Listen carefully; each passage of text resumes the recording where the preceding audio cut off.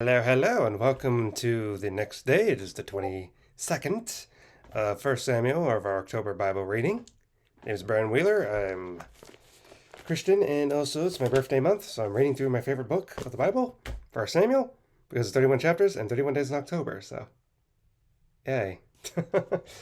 I read from the King James Version. You can join along if you wish. I have strong mouth because a heat stroke thing happened. Army can't talk right, let's bite down something. Moving on. All right, chapter 22.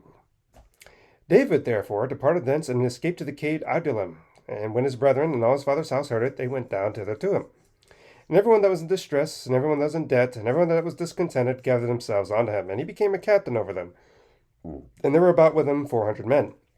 And David went thence to Mizpah of Moab, and said unto the king of Moab, Let my father and mother, I pray thee, come forth and be with you, till I know what God will do for me.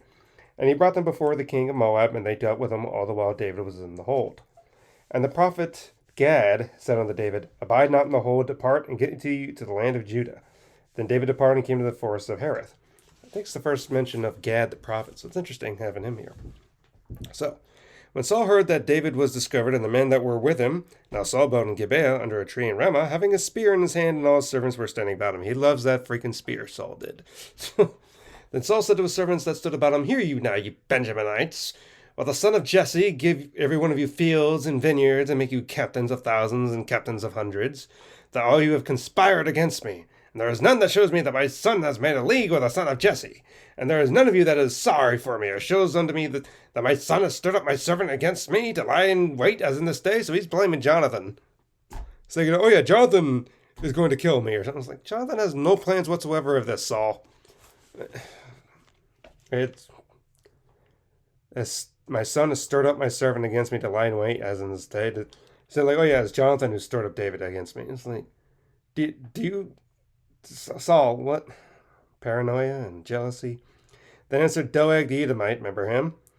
Which he was set over the servants of Saul and said, I saw the son of Jesse coming to Nob, to Ahimelech, the son of Ahitub, and he inquired of the Lord from him, and gave him victuals, and gave him the sword of Goliath the Philistine. Then the king sent forth Ahimelech the priest, the son of Ahitub, and all his father's house, the priests that were in Nob, and they came all to the king. And Saul said, Hear now, you son of Ahitub. And he answered, Here am I, my lord. And Saul said to him, Why have you conspired against me, you and the son of Jesse, and that you have given him bread and a sword, and inquired of God for him? They should rise up against me to lie in wait, as is this day. Then Ahimelech answered the king and said, And who is faithful among all the servants of David, who is the king's son-in-law, and goes at the bidding, and is honorable in thine house? Did I then begin to inquire of God for him? Be it far from me. Let not the king impute anything unto your servant, nor to the house of my father. For thy servant knew nothing of all this, less or more. And the king said, You shall surely die, Ahimelech, you and your father's house. And the king said to the footmen that stood about him, Turn and slay the priests of the Lord, because their hand is also with David, and because they knew not when he fled, and did not show it unto me. It's too far. But the servants of the king would not put forth their hand to fall on the priests of the Lord. They were smart. And the king said to Doeg, Turn you and fall upon the priests. And Doeg the Edomite did. He fell upon the priests and slew 85 persons, 85 people that were in a linen ephod. And now of the city of the priests smote he with the edge of the sword, both men and women, children, sucklings, oxen, asses, sheep, and everything. He killed everything. And one of the sons of Ahimelech, the son of Ahitub, named Abithar, escaped and fled after David. And Abithar showed David that Saul had slain the priests, the Lord's priests. And David said unto Abithar, I knew it that day when Doeg the Edomite was there. They would surely tell Saul, I have occasioned the death of all the persons of your father's house.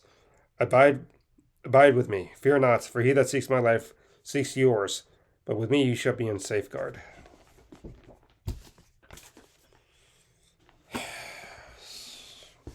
Because David went there, and unintentionally, because, he asked for help, he got help, but unintentionally it cost him.